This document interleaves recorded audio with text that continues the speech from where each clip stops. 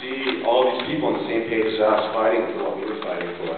You know, the stage was painted with anti-frack signs, musicians playing anti-frack songs, Josh Fox up there speaking with a swagger, as he always does. It was amazing, you know, a day that I'll never forget. So this momentum that I gained there kind of carried me into that following weekend. I attended Power Shift, an enormous youth organizer training in Washington, D.C. It's held every 2 years, and I didn't really know what to expect going into this event. But when I got there, I found this unbelievable level of energy. Everybody was on the same page, hungry to learn, hungry to lead, and hungry to make a difference, to shift the power. So my first night there, I saw this man speak, Tim DeChristopher, a hero in my eyes who sacrificed jail time for the sake of a clean energy future. And in his speech, he called out the youth movement and deemed us cowards, you know, said that we talk the talk but don't walk the walk.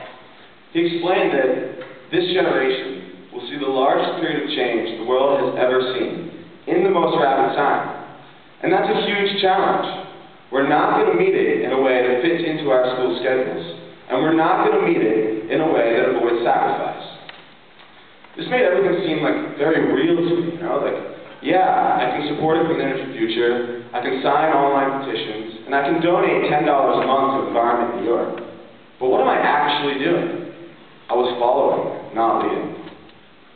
So that next morning, Saturday, I was kind of just thrown into this leadership position at Power Shift. I was given 10 Cornell students to facilitate some trainings, and I'd never met them before. They thought that I actually knew what I was talking about. I really did, but I managed to pull through, and I really did great in an adverse situation, you know. I felt like I really reached out and touched these people that I was working with, but at the time I was a little uncertain if they felt like I did, and I was worried that they might not come back to that second day of training. So Sunday morning, as I waited for my group, I watched every single member of my group show up. It was so gratifying, you know, like confidence just soared through the roof, and I felt like I could lead through any situation. So after, you know, 6.5-hour, 7-hour drive, stuffy, cramped bus on Friday night, and 2 12-hour emotional roller coasters on Saturday and Sunday, I should have been drained, you know, like very, very tired. I should have been in a corner, you know, stuck in my thumb, asking for mommy to come tuck me in. But I wasn't. My mind was thriving, and I was pushing myself to a limit that I didn't know I was capable of. So that Monday morning, I woke up at my campsite, sunlight blasting in the eyes, spent way too much on a DC taxi, and made my way into the city for an unbelievable day of demonstration. So as I approached the Chamber of Commerce, I saw a mass of people squeezing between curbsides, moving slowly down the street. I instantly lost my friends in the crowd and could see nothing but bobbing green helmets for like hundreds of yards. And I joined in on the chants, and my favorite being, "This is what democracy looks like." Some of you might know that one. It's good. But yeah, so I peered into like the eyes of the angry morning drivers who were like had to put their tasks on hold and hear our demand for a clean energy future. And every so often I would stop and listen to the echoing chants off the city walls on either side of the street. We were the people, and we were powerful. So prior to Power Shift, I'd never really been very involved. I was always kind of afraid to commit to a cause. But on the bus ride home, I had a lot of time to reflect on the weekend that I had just endured. And as I stood there, looking out the window, listening to 42 by Coldplay on my iPod Touch, watching the sunset over the passing hills, I had a lot of time to think about my story, you know, like what I find a purpose in. And I really realized at that point that activism was my future, that I would no longer be a passive environmentalist, but instead a leader in the fight for an environmentally sustainable and just future. I would not stand by and watch Ithaca, the place that I've fallen in love with, be devastated for the sake of the deep pockets of the gas industry.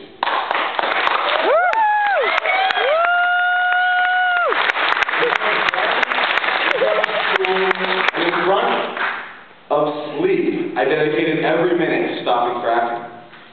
I chose to use what I've learned in the past 2 weeks to try and affect the choice of other people. So just a couple weeks ago, I was staying in my apartment, kicking it, making some dinner with my roommate, and we got a call from a big friend of ours, Michael. You know, he graduated from Ithaca College a year ago, and has since really been struggling to find employment. It's kind of been pretty hard for him. He lives in Austin, Texas now. So he calls us up and he's like, oh man, I'm so excited. I'm coming up to Ithaca. I got this new job. He was like really, really happy. And I was like, oh, this is awesome. So like, what's your job? And he's like, oh, there's this new process of natural gas extraction. We get a landman and contract with people to sign away the land. And I said, what? You know, like, my heart just dropped. Like, Mike was so happy to tell us about this new job he had. Yet I had to tell him that he can't take it, you know? So I love telling him about Frack, and I was happy to inform him, but it was just like, so bittersweet, you know, so unsettling to tell him that after a year of searching for employment that he can't take this one, right? So my roommate and I explained our stance, told him that Frack is our arch nemesis, and that we fight every single day for either. And after much lobbying on our part, he decided to take the job anyway. He needed money, and he had no other option. He made a choice. So for 3 weeks, my friend traveled throughout Crawford and Bradford County, Pennsylvania, and convinced each and every one of his clients not to sign the leases.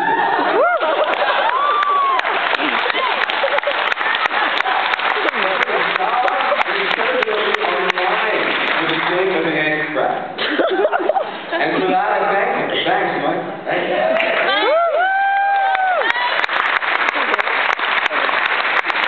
So after looking back on the situation, I've imagined myself receiving the same call just a year ago. A year ago, when I knew nothing about fracking. I had seen the black and red frack signs on people's front lawns, thought it was just another weird hippie thing.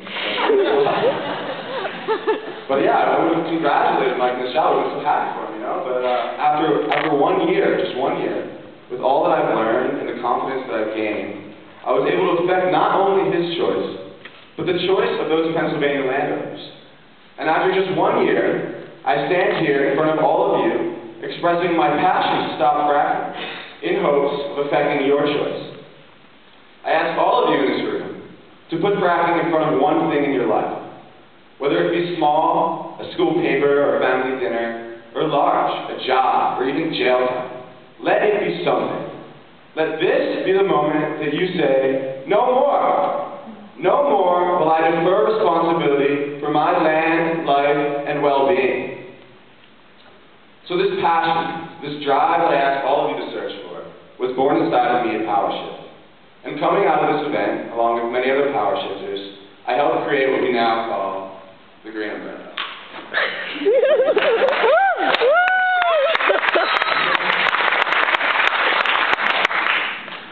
So we're the New York Youth for a just and sustainable future. I'll explain briefly, but I encourage all of you to check out our table just outside the door and join us. So the idea behind our organization is unity, that we can unite the youth of New York. I see all too often student organizations fighting for environmentally sustainable and just causes on all fronts, on all different issues. And it is important to address all these issues. Environmental injustices go much further than fracking. But what if, when it is called for, we can all unite on one front? What if a united youth, supported by their community, can charge forth and tear down the wall of paid-off politicians and corrupt lobbyists? And together, we can be the change we wish to see and stop fracking in New York State. Our generation and our responsibility. So though I stand here representing the youth of New York, I speak as not just this. I speak as a member of the community. I speak as an American. And I speak as a living being of this planet. I know the youth power is essential to this movement. And I promise that we will organize to form an opposition. But let me tell you, we cannot do it alone. Landowners, politicians, lawyers, farmers, teachers, everyone, we need you. We must all unite on one front.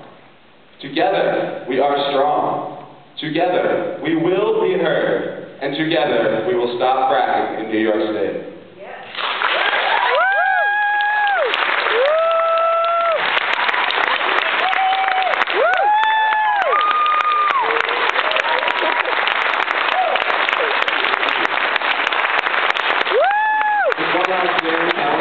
Everyone in this room to come and join us at Jeff and Jody's Farm the last weekend in July. like Frack weekends. It's going to be fun. We're going to organize, create relationships. It's going to be great. Hope to see everyone there. Last week in July, Pulte, New York, Jeff and Joy's Farm. Thank you.